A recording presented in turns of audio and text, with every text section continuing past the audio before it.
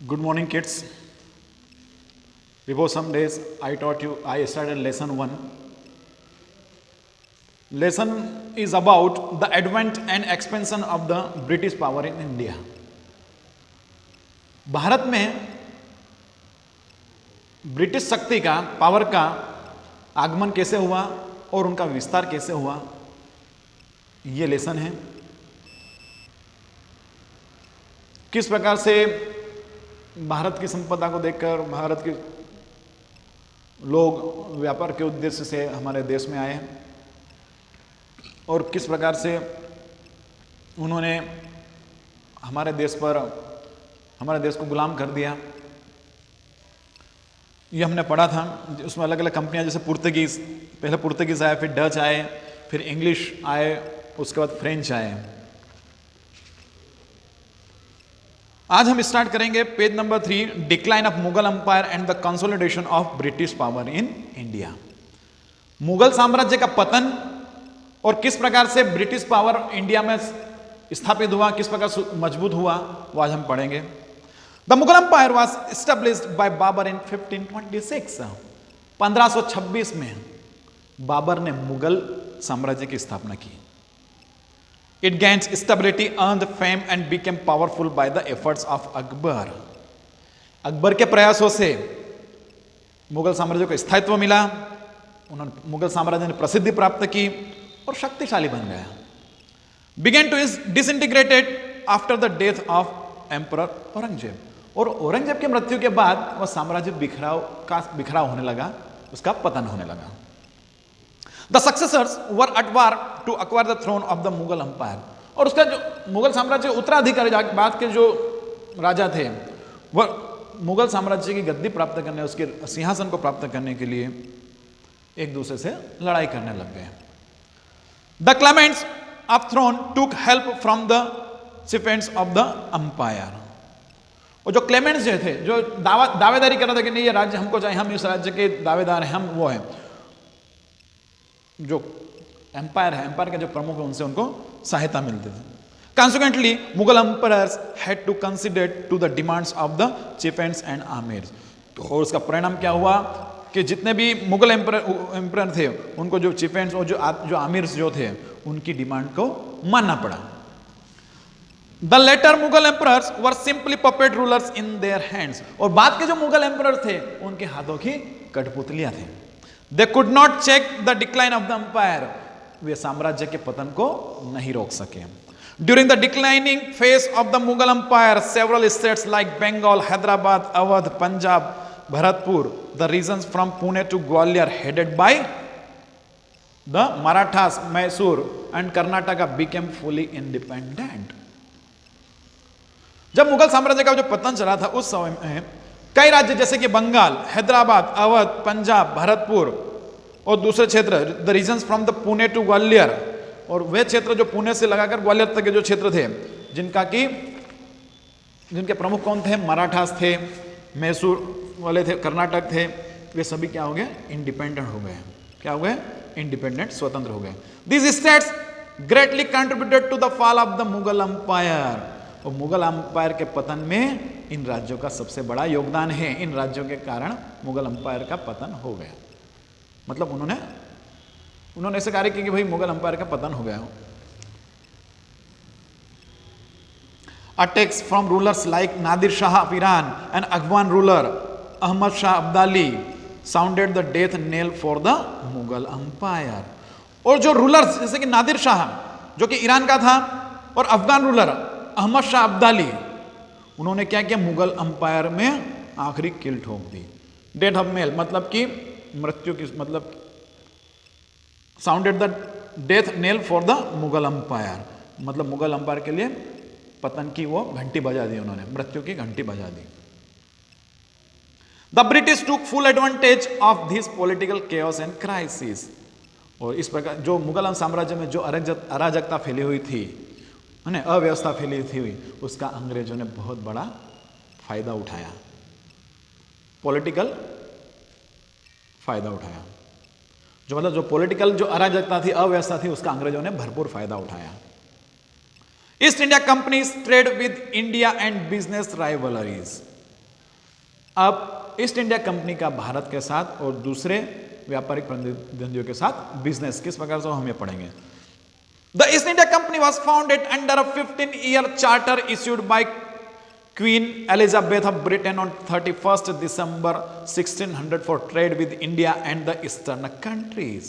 अब भारत के साथ और जितने पूर्वी जो राज्य देश थे उनके साथ व्यापार करने के लिए ब्रिटेन की जो महारानी क्वीन एलिजाबेथ ऑफ ब्रिटेन उसने क्या किया, 31 दिसंबर 1600 को 15 साल का एक चार्टर इशू किया, 15 साल का एक घोषणा पत्र लागू कर दिया, इश्यू कर दिया, जारी कर दिया। The charter also empowered the company to wage war, sign pact, enact laws and punish those who attack the company's monopoly. अब हुआ क्या कि इस चार्टर के कारण, उस घोषणा पत्र से क्या हुआ, एम्पावर्ड द कंपनी को क्या शक्तिशाली बना दिया, एम्पावर्ड उसको सारे अधिकार दे दिए, मतलब काहे के लिए, टू वेज वार, सैलरी संबंधी जो भी वार थे वो, sign pact, enact laws, और उनको पनिशमेंट करने का कंपनी को मोनोपोली मिल गई, जो कि किनको पनिशमेंट करने के लिए, जो उनके ऊपर आक्रमण करते थे। The East India company was formed by a few British capitalist for joint trade, और जॉइंट ट्रेड करने के लिए, सामूहिक व्यापार करने के लिए, मिलजुल कर, है ना, जॉइंट ट्रेड करने के लिए ब्रिटिश कैपिटलिस्ट ने क्या किया, ईस्ट इंडिया कंपनी बनाई। The prime aim of the company was to earn more and more profit, और कंपनी का जो मुख्य उद्देश्य था वो क्या था, ज्यादा से ज्यादा लाभ प्राप्त करना, प्रॉफिट प्राप्त करना। The British believed that earning profit by hook और क्रूक वॉज राइट, और अंग्रेज लोग को तो यही, मतलब एक ही बात में वो यकीन करते थे कि कैसे भी हो, बाय हुक और क्रूक, इन किन प्रकार से, सावधान दंड भेंट से उनको केवल प्रॉफिट प्राप्त करना था। Even loot and war were considered right by the British to fulfil the ends of business, और वो यहां तक कि यह प्राप्त करने के लिए, लाभ प्राप्त करने के लिए लूट भी कर देते थे, और लूट को भी मतलब राइट मानते थे कि भाई लूट भी जरूरी है तो लूट भी कर देंगे। The company, by acquiring means of loot and trade, fulfilled their coffers beyond capacity, और कंपनी ने लूट कर क्या किया, अपने खजानों को भरते गए हो, अनलिमिटेड वो भरते गए हो।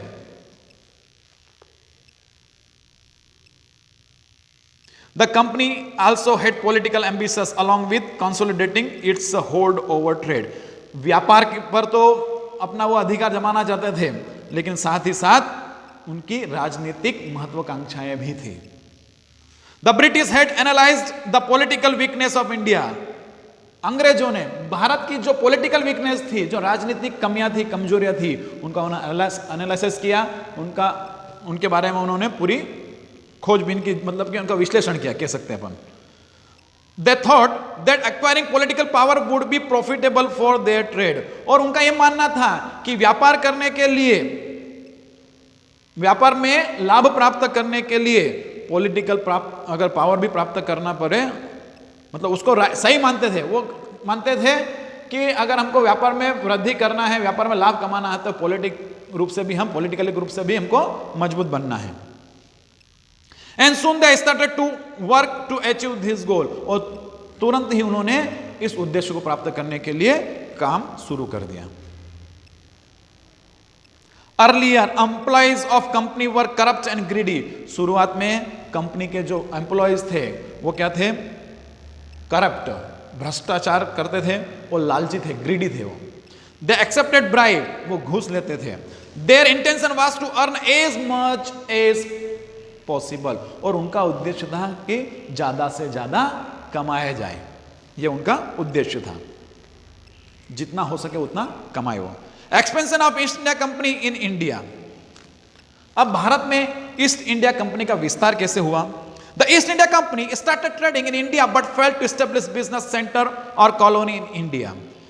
ईस्ट इंडिया कंपनी ने ट्रेडिंग तो भारत में शुरू कर दी, व्यापार तो भारत में शुरू कर दिया, लेकिन भारत में वो बिजनेस सेंटर स्थापित करने में असफल हो गए। Jahangir granted permission to the company to open business centre at Surat in 1613, और 1613 में सूरत में जहांगीर ने कंपनी को व्यापार करने की, बिजनेस करने की छूट दे दी, परमिशन दे दी। Sir Thomas Roy was sent as envoy of King James I to India to meet Mughal emperor for trading purpose। और व्यापारिक उद्देश्यों के लिए सर थॉमस रॉय को राजदूत के रूप में क्या किया गया, भारत भेजा गया। Sir Thomas Roy spent his time in Mughal court between 1615 to 1619।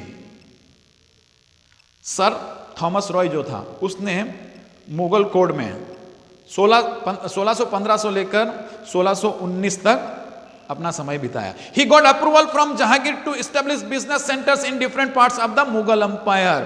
और उसने जहांगीर से अप्रूवल प्राप्त कर लिया, स्वीकृति प्राप्त कर ली, कहीं की स्वीकृति प्राप्त कर ली, to establish business centres in different parts of the Mughal empire. Mughal empire के विभिन्न क्षेत्रों में अपना बिजनेस सेंटर स्थापित करने की स्वीकृति प्राप्त कर ली। And soon British East India Company open its business centres at Surat, Agra, Ahmedabad and Bharuch. और उसके बाद तुरंत ही जो ईस्ट इंडिया कंपनी थी उन्होंने सूरत, आगरा, अहमदाबाद और भरूच में व्यापारिक केंद्र स्थापित कर दिए। When Emperor Charles II of England was married to Princess Catherine of Portugal in 1668, the British got Mumbai in dowry। जब एम्परर चार्ल्स सेकंड, इंग्लैंड का जो राजा था एम्परर चार्ल्स सेकंड, उसकी शादी किससे हुई? प्रिंसेस कैथरीन, पुर्तगाल की जो प्रिंसेस कैथरीन थी उससे 1668 में शादी हुई। And the British got Mumbai in dowry. और अंग्रेजों को उस दहेज में क्या मिला? उनके दहेज में मुंबई मिल गया। Mumbai came under east India company for just 10 pounds annual rent. और 10 पाउंड के वार्षिक किराए में मुंबई किसके कब्जे में आ गई? ईस्ट इंडिया कंपनी के। Mumbai was made headquarter of western coastal business centre.